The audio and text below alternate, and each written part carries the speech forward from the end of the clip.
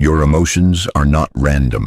They are ancient voices echoing from the depths of your unconscious, carrying truths, wounds, and wisdom that your mind has long forgotten. Behind every sudden anger, every quiet sadness, and every unexplainable fear is a message, one that could transform how you see yourself and how you live. Carl Jung believed that emotions are the compass of the soul, guiding us, warning us, awakening us. But most of us don't listen. We numb, avoid, and run. And in doing so, we miss the greatest opportunity of all, the chance to meet our real self beneath the noise. In this journey, we will uncover what your emotions are truly saying, not just from a psychological lens, but through the profound, timeless insights of Jung's inner world.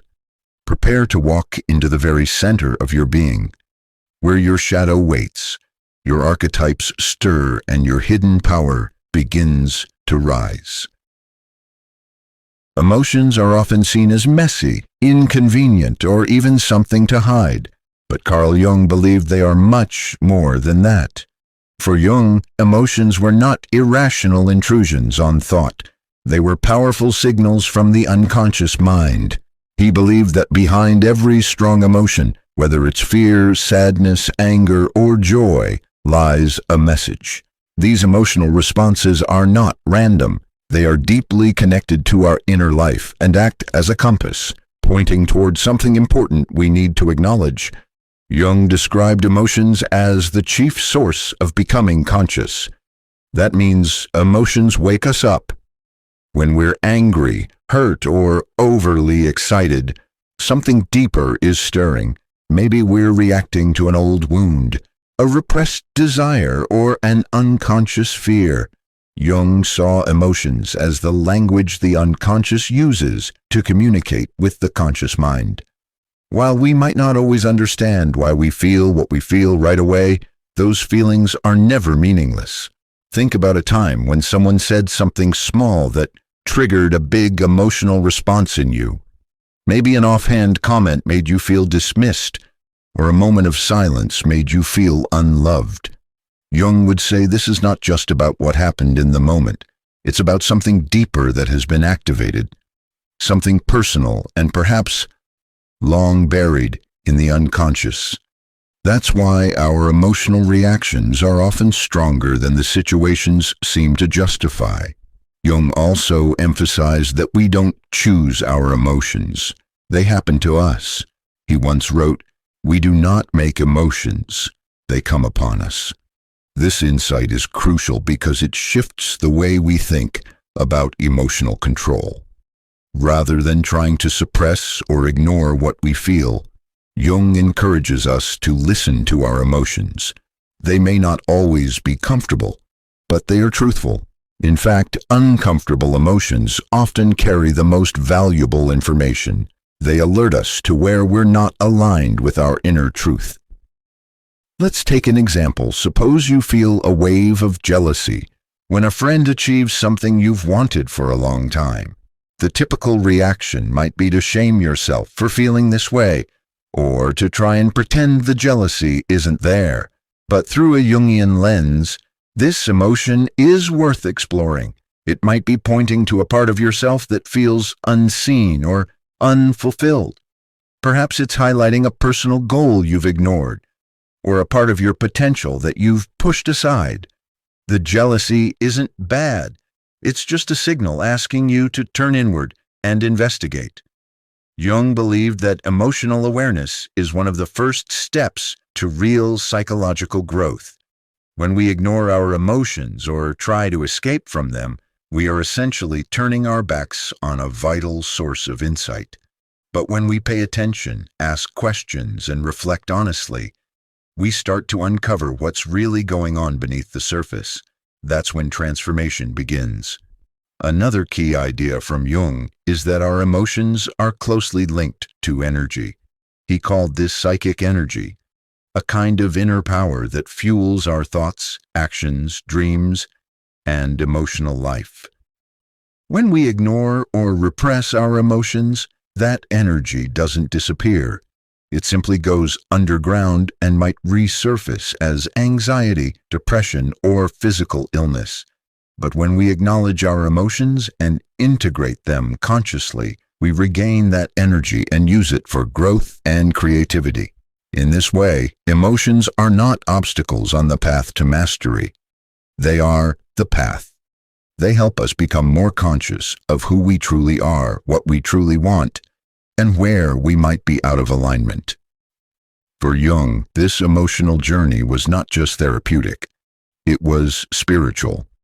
He believed that paying attention to our inner world is how we become whole. So the next time you feel a strong emotion rising up, instead of pushing it away or labeling it as wrong, try to be curious. Ask yourself, what is this emotion trying to tell me? Where is it coming from? What part of me is calling for attention right now? When you approach emotions this way, they no longer feel like enemies. They become allies on your path to self-understanding and transformation. That's the gift Jung gave us. A new way of seeing emotions not as problems to fix, but as guidance to follow. Emotions, in his view, are not distractions from our journey. They are the very map that can lead us back to our true self. Have you ever found yourself overreacting to something small, or disliking someone for reasons you can't quite explain? Carl Jung would say, "Pay attention, your shadow may be speaking." Jung introduced the concept of the shadow to describe the parts of ourselves that we don't want to see. These are qualities, desires, impulses, or memories we have pushed out of our conscious awareness because they feel unacceptable, embarrassing, or too painful. We hide them from others, but more importantly, we hide them from ourselves. And yet, they don't go away. They live on and often surface through our emotional reactions. According to Jung, the shadow is not always dark or evil. It is simply unknown. It contains not just our repressed flaws, but also parts of our personality we've never explored, including creativity, confidence, and strength we didn't know we had. But because the shadow is unconscious, we usually meet it in indirect ways, especially through emotion. One of the most common ways the shadow reveals itself is through projection. This happens when we unconsciously transfer something we don't like or can't accept in ourselves onto someone else. For instance, if you strongly dislike people who are arrogant, it might be that your own confidence was shamed or rejected early in life and now lives in the shadow. Your emotional reaction to arrogance might not just be about the other person, it might be a clue about something in yourself you've disowned. Jung believed that we are drawn to or repelled by qualities in others that reflect something within us. That's why emotional triggers are so valuable. When a situation or person provokes an unusually intense emotional response, Jung would say, look inward. Ask yourself, why does this bother me so much? What part of me feels exposed or threatened? The answer often lies in the shadow. This doesn't mean that every negative emotion points to a hidden part of ourselves, but it often opens a door. Emotions like anger, resentment, envy, and fear can act like messengers from the shadow asking us to look at something we've tried to bury. For example, constant irritation towards someone who seeks attention might reveal our own suppressed desire to be seen or valued. That emotional discomfort is not meaningless. It's a flashlight aimed at the unconscious. One of Jung's most powerful ideas was that real healing and growth happen when we bring the shadow into the light. This process is called shadow integration. It means being honest with ourselves about what we feel, even if it's uncomfortable. It's about looking at our reactions without judgment and asking, what is this emotion trying to show me about myself? Shadow work is not easy. It requires courage and compassion. Many people avoid it because they're afraid of what they'll find. But Jung believed that the more we ignore the shadow, the more power it has over us.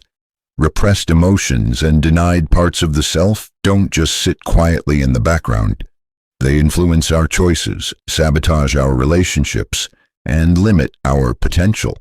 The more we run from our inner darkness, the more likely it is to control us from behind the scenes. But when we turn toward the shadow, something beautiful happens. We start to see ourselves more clearly. We understand our emotional patterns. We stop blaming others for what lives inside us, and slowly we become whole. For Jung, wholeness was more important than perfection. He didn't believe in becoming a flawless person. He believed in becoming a complete person, someone who accepts their light and their darkness, their strengths and their wounds. And emotions are the bridge between the conscious and unconscious mind. They are the signals that help us discover what still needs to be seen, felt, and healed. So the next time you feel a strong emotional charge, and a deep irritation, a sudden jealousy, or a heavy sadness, pause. Instead of reacting automatically or blaming someone else, ask yourself, could this be my shadow speaking? Then listen, not to judge, not to fix, but to understand. Emotions are not just passing states. They are the echo of deeper truths, and the shadow is not your enemy. It's a teacher in disguise, waiting patiently for your attention. When you have the courage to face it, you don't just understand your emotions. You transform them. And in doing so, you begin the real work of self-mastery. Because to know yourself, you must first face what you've hidden. And Jung showed us that behind every emotional reaction, there may be a part of your soul asking to come home. Carl Jung once said, "Everyone knows nowadays that people have complexes. What is not so well known, though far more important theoretically, is that complexes can have us." With this one sentence, he captured the heart of what makes emotional healing so challenging and so necessary. Complexes are like hidden emotional traps in the psyche. They form from our life experiences, often in childhood, and they continue to live within us, shaping how we think, feel, and act, without us even realizing it.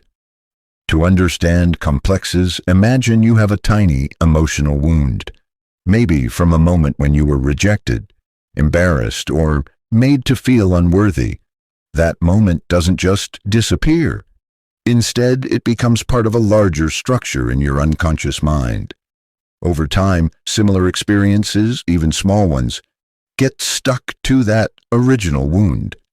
This collection of emotionally charged memories becomes a complex, and every time something in the present touches that same emotional nerve, the complex is triggered. And suddenly, you're reacting not just to what's in front of you, but to all the pain and energy stored in that emotional trap. Jung called them feeling-toned complexes, because they are not just ideas or thoughts. They are charged with emotion. You might intellectually know that a situation isn't serious, but if it activates a complex, your emotional response can feel overwhelming, automatic, and confusing. You might become irrational, defensive, overly sensitive, or emotionally shut down. That's the power of a complex. It hijacks your awareness. For example, suppose someone forgets to invite you to a gathering. If you carry a complex around abandonment or exclusion, this small incident might trigger a flood of emotion, not because of what happened today, but because it taps into older wounds that never healed. You might find yourself filled with anger or sadness that seems disproportionate. This is how a complex operates. It bypasses logic and speaks through emotion. Jung didn't believe complexes were bad. He believed they were part of being human. Every person has them. The problem arises when we are unaware of them, when we mistake the voice of the complex for the voice of reality, when we think, "I'm always left out," or "no one really cares about me." We may actually be hearing the voice of an old wound, not the truth of the present. One of the most important lessons Jung gave us is that complexes have a life of their own. They behave almost like little personalities within us. When a complex is triggered, it takes control of our emotions and even our body. We might feel hot, shaky, anxious, or numb. It feels like we're no longer in control, and we're not, because the complex is. Jung compared it to being possessed by a fragment of your own mind. But there's good news. Jung also believed that by becoming conscious of our complexes, we take back our power. The more we observe our emotional triggers and patterns, the more we start to see the complex for what it is, a wounded part of us, not the whole truth. Instead of acting from the complex, we can begin to respond to it with awareness. Healing begins when we stop reacting blindly and start reflecting. When an emotional overreaction happens, instead of suppressing it or blaming others, Jung would urge us to ask, what in me is being touched right now? What memory or wound might this emotion be connected to? The goal is not to destroy the complex, but to understand it. Once we shine light on a complex, it begins to lose its grip. It becomes part of our conscious psyche, and we gain more freedom. Jung also pointed out that complexes are not just personal. They are often linked to archetypes from the collective unconscious. For instance, a mother complex doesn't just reflect our individual relationship with our mother. It also connects to the archetype of the mother, a deep, universal symbol of nurturance, control, protection, or abandonment. That's why some emotional wounds feel bigger than just personal pain. They touch something ancient within the human experience. In the end, Jung didn't see complexes as roadblocks, but as portals. He believed that behind every complex is a part of ourselves longing for integration. Complexes aren't there to punish us. They are there to show us where we are still hurting, where we are still fragmented, and where we have the most potential for growth. By facing our complexes with compassion and curiosity, we transform emotional traps into emotional wisdom. And every time we do that, we move one step closer to inner wholeness. We stop being prisoners of the past and begin the real work of self-mastery, turning our most painful patterns into paths toward healing. Carl Jung believed that every human being carries within them the potential to become whole. Not perfect, but fully themselves. He called this lifelong process of becoming whole individuation. It's not about becoming someone new, but about uncovering the real you beneath all the conditioning, wounds, and masks. And perhaps surprisingly, emotions play a central role in this process. Jung saw emotions not as obstacles to overcome, but as raw material for transformation, like lead that can be turned into gold. This emotional transformation is what we can call emotional alchemy. To understand individuation, think of your personality as a vast landscape. Some parts are lit up and familiar, your conscious thoughts, preferences, and daily habits. But much of the land lies in shadow, parts of you that are hidden, ignored, or unexplored. Individuation is the journey of bringing those unconscious parts into the light.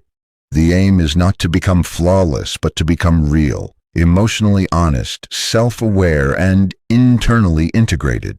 And here's where emotions become so important.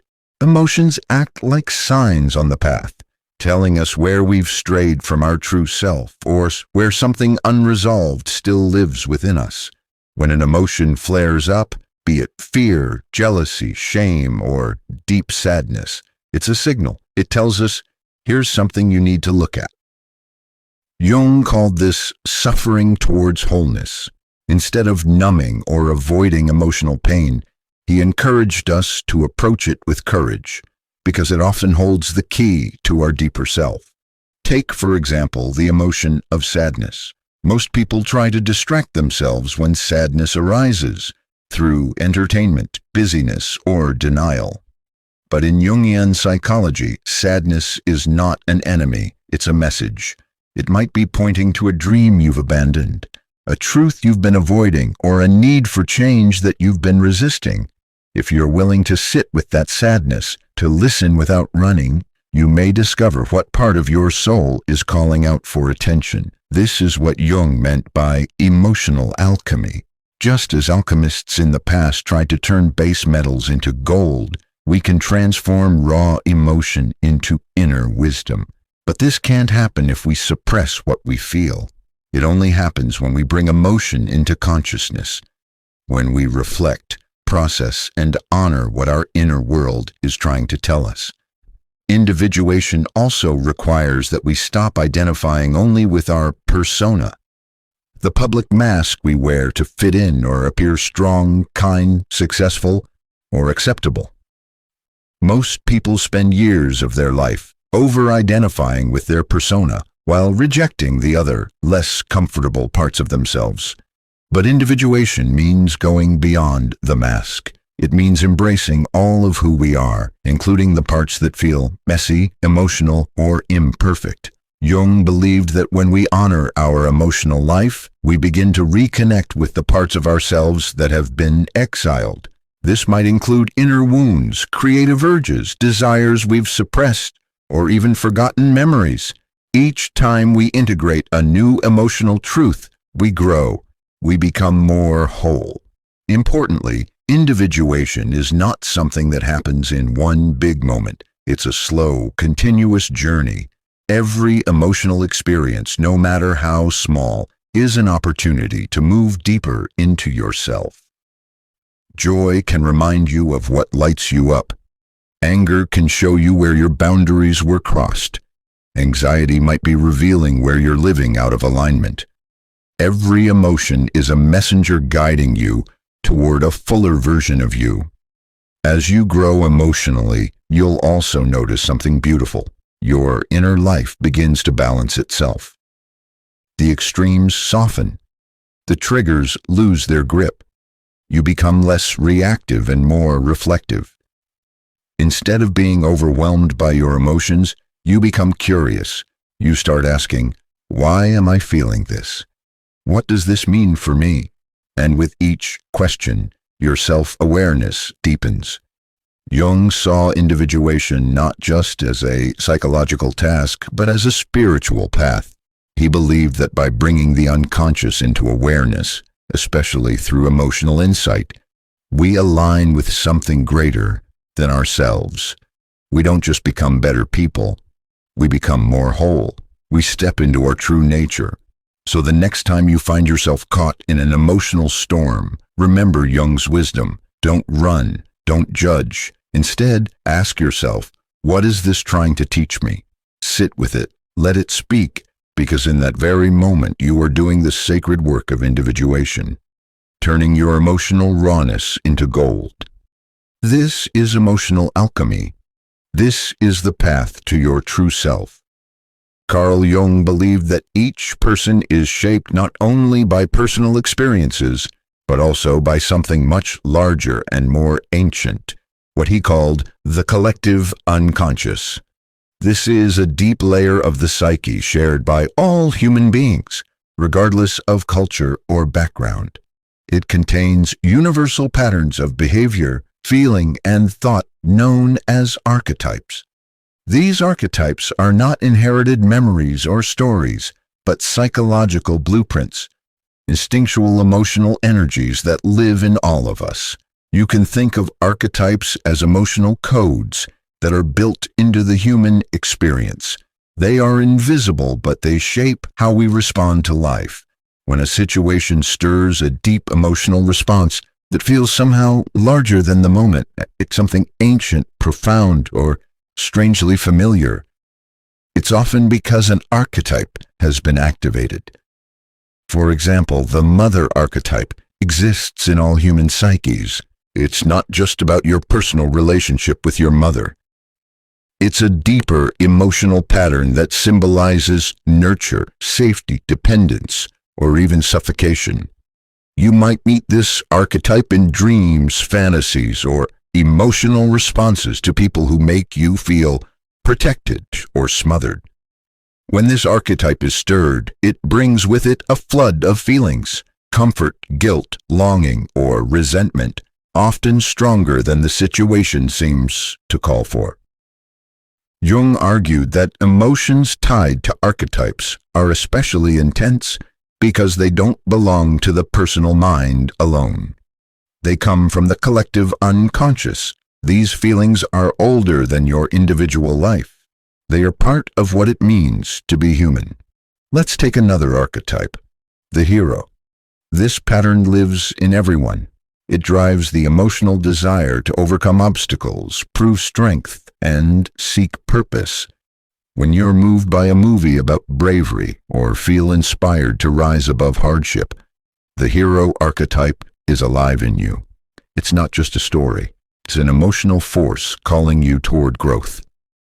And when you feel fear or self-doubt before taking a bold step, you're emotionally meeting the shadow side of that archetype, the fear of failure, defeat, or insignificance.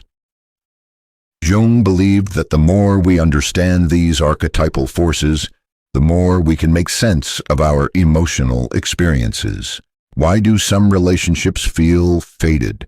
Why do certain events trigger massive emotional reactions, even when they seem small? Often it's because an archetype is at play.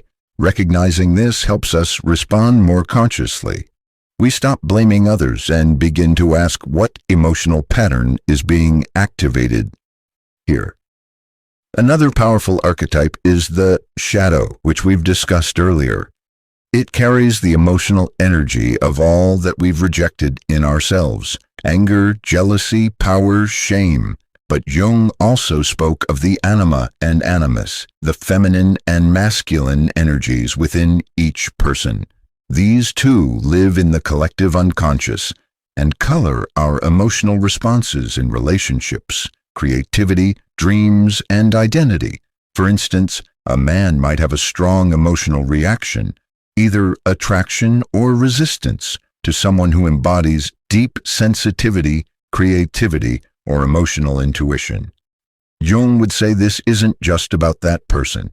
It's also the anima speaking from within him. Likewise, a woman might feel deeply moved by strength, logic, or protectiveness, qualities linked to the animus. These emotions reflect inner energies trying to become conscious. Understanding this archetypal layer of emotion doesn't make our feelings less real. In fact, it makes them more meaningful. Emotions tied to archetypes carry messages not just from our own life history, but from the depths of humanity itself. That's why they often show up in myths, art, and dreams, places where the collective unconscious finds expression. Jung believed that the more we become aware of these inner forces, the less they control us from the shadows. When we don't recognize an archetype at work, we tend to get caught up in the emotion and project it onto others. But when we realize that a part of us is resonating with something universal, we can step back and reflect. We can ask, what is this emotion trying to show me about myself and the human experience? This awareness doesn't make the emotion disappear, but it transforms our relationship with it. We begin to feel less trapped by our emotions and more guided by them. The pain, the longing, the joy, the fear, they all begin to feel like part of a larger map leading us inward. Jung called this journey into archetypal emotion a path toward wholeness, not because it fixes us, but because it reconnects us to something ancient and wise within. When we listen to our emotional responses through this lens, we're no longer just reacting. We're participating in the great human story. Our feelings become sacred, and our path toward self-understanding becomes deeply meaningful. So when your heart swells with emotion, don't dismiss it. Look deeper. Carl Jung believed that true mastery in life doesn't come from controlling everything outside of us. It comes from understanding what is within. In his view, self-mastery isn't about silencing emotions or becoming immune to life's difficulties. It's about learning to listen deeply to what your emotions are telling you and transforming them into insight, clarity, and inner strength. This is what it means to live with emotional wisdom, and it's the heart of Jung's psychological approach. Jung's idea of self-mastery is not based on perfection or discipline in the traditional sense. It's rooted in awareness and integration. This means bringing together all the parts of yourself, the known and the unknown, the accepted and the rejected, so that you can act from a place of wholeness rather than fragmentation. Emotions are a vital part of this process because they show you where you are divided inside, where you are stuck, and where your soul wants to grow. For Jung, the path to self-mastery begins with paying attention. Most of us are used to pushing emotions aside, labeling them as inconvenient, dramatic, or weak. But in Jungian psychology, every emotion is considered meaningful. Anger might show you where your boundaries have been crossed. Anxiety might be a signal that you're living out of alignment with your deeper values. Even envy might reveal something you truly desire but have denied yourself. These emotions aren't mistakes, they're messages. To master your emotional life, you must become a student of your own inner world. Jung would encourage you to ask, what am I really feeling? Where is this emotion coming from? What story is it trying to tell? When you respond to your emotions with curiosity instead of judgment, you begin to build a bridge between the unconscious and conscious mind. And that's where transformation begins. One of the most powerful tools Jung offered for self-mastery is the process of active imagination. This involves dialoguing with your emotions as if they were living beings. If you feel overwhelmed by fear, for example, imagine sitting down with that fear and asking it, why are you here? What are you trying to protect me from? When you give your emotions a voice, they begin to lose their chaotic energy and reveal their deeper wisdom. Jung also believed that self-mastery requires working with your shadow, the parts of yourself you've rejected or disowned. The more you avoid these parts, the more they control you from the background. But when you face them with honesty and compassion, you take back your power. This is not easy work. It takes humility to admit your inner conflicts, and even more courage to embrace them. But Jung reminded us that only by facing what we fear in ourselves can we become whole. Another core practice for Jungian emotional mastery is dream work. Dreams, according to Jung, are messages from the unconscious, often wrapped in symbols and emotional scenes. Keeping a dream journal and reflecting on the feelings in your dreams can reveal what your deeper self is trying to tell you. Sometimes the emotional content of dreams points to unresolved inner conflicts, desires, or even hidden strengths. Your emotional responses to these dream images can be just as important as the images themselves. Over time, as you develop a habit of inner reflection, something changes. You begin to recognize your emotional patterns. You notice what triggers you and why. You start making choices not out of emotional reaction, but from self-awareness. This is the beginning of real mastery, when your inner life becomes less like a storm and more like a guide. Jung also emphasized the importance of balance.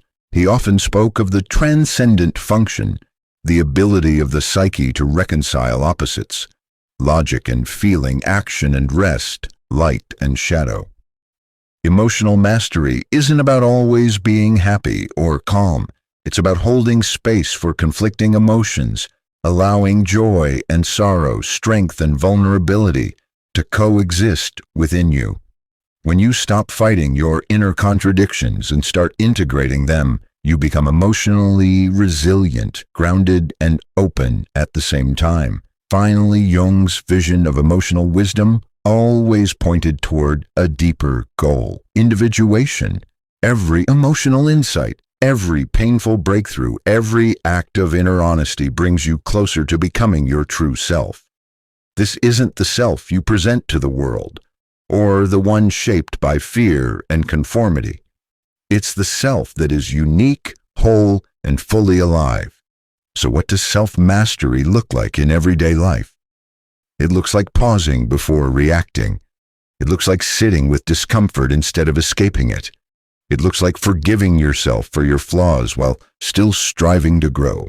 It's not a perfect state. It's a conscious practice, a moment-to-moment commitment to walk with your emotions instead of being dragged by them. In the end, Jungian emotional wisdom teaches us